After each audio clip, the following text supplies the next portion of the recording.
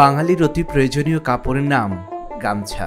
কালের বিবর্তনে অনেকে গামছার পরিবর্তে তোয়ালে ও রুমাল ব্যবহার করলেও গামছার চাহিদা কমেনি এতটুকু। আর সেই চাহিদাকে মাথায় রেখে সিরাজগঞ্জের বিভিন্ন অঞ্চলে তৈরি হচ্ছে বাহারি রকমের গামছা, যার চাহিদা রয়েছে দেশ ও দেশের বাহিরেও। সিরাজগঞ্জ সদর, বেলকুচি, পাঁচলিয়া, নলকা, পাইকোষা, আমডাঙ্গা সহ জেলার বিভিন্ন স্থানে তৈরি হয় বাহারি ধরনের গামছা।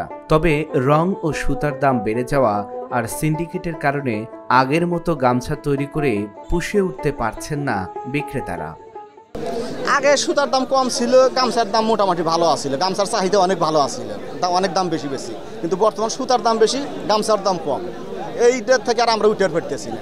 আগে টুকটাক বাজারঘাট ভালো করে খাইতে পারতাম, এখন বর্তমান সুতার দাম বেশি, কাপড়ের দাম কম, আমরা বিক্রি করতে পারতেছি না। বাজারে আসলে কাপড় ফেরত নেওয়া যায় না, পেটে ডাল ভাতও পর্যন্ত হয় না। প্রতি সপ্তাহে শুক্র ও মঙ্গলবার বসে এই গামছার হাট। ভোর থেকে সকাল ৮টা পর্যন্ত চলা এই হাটে ক্রেতা বিক্রেতার হাক ডাকে মুখর হয়ে ওঠে। 4 পিসে থান হওয়ায় প্রকার ভেদে প্রতি থান 200 থেকে 700 টাকা মূল্যের গামছা পাইকারি দামে বিক্রি হয়। পাইকাররা জানান, এখানকার গামছার গুণগত মান ভালো হওয়ার পাশাপাশি দাম কম হওয়ায় চাহিদা রয়েছে দেশব্যাপী।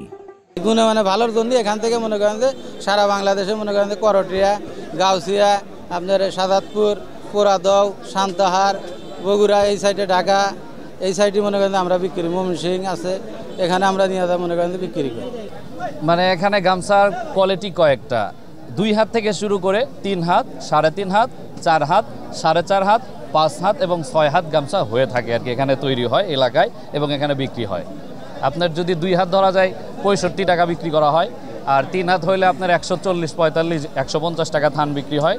3.5 হাত 180 থেকে নিয়ে 340, 350 পর্যন্ত 3.5 হাত বিক্রি হয়। 4 হাত আপনার 300 থেকে শুরু করে নিয়ে 580 পর্যন্ত বিক্রি হয়। আর 5 হাত 520 টাকা থেকে শুরু করে আপনার 650, 680 টাকা এরকম বিক্রিও হয়। কিন্তু যে দামে বিক্রি হচ্ছে তাতে তাঁতিদের সুতার যে দাম, ওই দামের তুলনায় তাঁতিদের লাভ হচ্ছে না। এদিকে গামছা উৎপাদকরা বলছেন, রং ও সুতার দাম বাড়া সহ বাজার ব্যবস্থা নিয়ন্ত্রণ করা না গেলে বিলুপ্ত হওয়ার সম্ভাবনা রয়েছে গামছা শিল্পের। সিন্ডিকেটের কারণে এরই মধ্যে অনেক তাঁত এখন বন্ধের পথে, তাই সহজ শর্তে ঋণের দাবি জানান তাঁতিরা। চাহিদা নাই, আগে যে পরিমাণ তুলনায় চাহিদা ছিল এখন আর গামছার ওরকম চাহিদা নাই। রং সুতার দাম বেশি, সেই জন্য মহাজনরা বেশি বেশি চালায় না। আর যদি রং সুতার দাম কম হইতো তাহলে আবার মহাজন করে চলতো, আবার আমার ঘরে কাজ দিত। রং সুতা যদি মানে আপনি নিমন্ত্রণ যদি না আনে, দেখা যাবে আগামী 1-2 বছরের মধ্যে তাঁতি আমার মনে হয় আরও অর্ধেক হারা যাবে।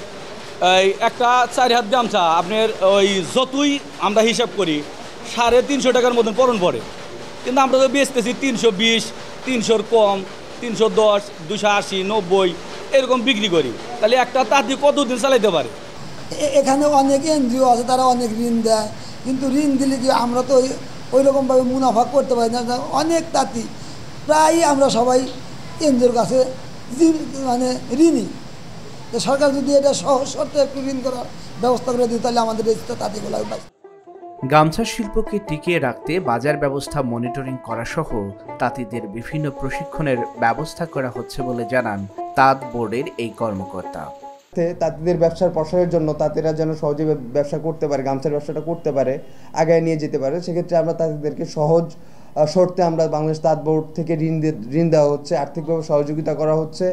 এবং আমাদের খুবই শীঘ্রই সিরাজগঞ্জে তাদের জন্য প্রশিক্ষণ কেন্দ্রের উদ্বোধন করা হবে এবং সেটার কাজ অলমোস্ট শেষ পর্যায়ে। সিরাজগঞ্জের প্রায় 100 বছরের প্রাচীন এই গামছার প্রতি হাটে প্রায় 2 থেকে 3 কোটি টাকার গামছা ও সুতা বিক্রি হয়ে থাকে।